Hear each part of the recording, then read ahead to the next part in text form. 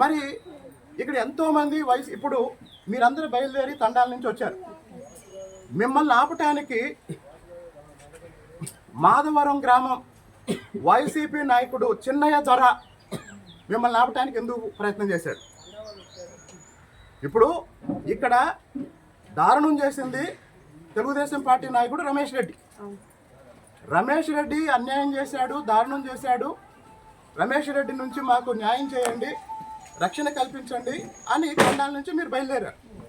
మరి తెలుగుదేశం పార్టీ నాయకుడు రమేష్ రెడ్డి చేసిన తప్పుల్ని ఎమ్మెల్యే దృష్టికి తీసుకురావడానికి తండాల నుంచి మహిళలు వస్తుంటే వైసీపీ నాయకుడు చిన్నయ్య ద్వారా ఎందుకు రమేష్ రెడ్డి తరఫున మీకు ఫోన్ చేశాడు? మొదటి పాయింట్. మాధవరం వైసీపీ సర్పంచ్ వైకుంఠరావు రమేష్ రెడ్డి తరఫున ఎందుకు ఫోన్ చేశాడు? రమేష్ రెడ్డి 3 సార్లు ఎందుకు ఫోన్ చేశాడు? మీరు బయలుదేరిన తర్వాత వీళ్ళందరూ ఫోన్లు చేశారు. అలాగనే పాస్టర్ జాన్ ఎందుకు మిమ్మల్ని ఆపటానికి ఫోన్ చేశాడు? ఒకవేళ రమేష్ రెడ్డి ఏ తప్పు చేయకపోతే ఎందుకు తప్పించుకొని తిరుగుతున్నాడు? ఎందుకు ట్రాక్టర్లు ఇస్తున్నాడు, డబ్బులు ఇస్తున్నాడు? ఇంకో విషయం, ఎంపీ గారి విషయంలో రమేష్ రెడ్డి చెప్పే మాటల్ని నేను నమ్మటం లేదు.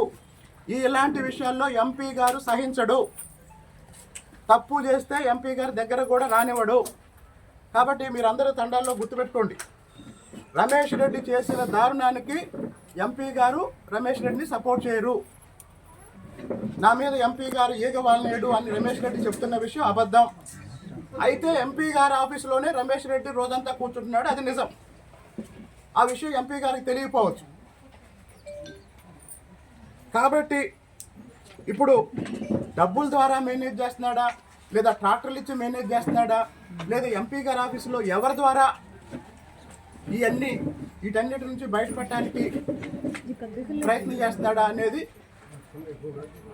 చూద్దాం.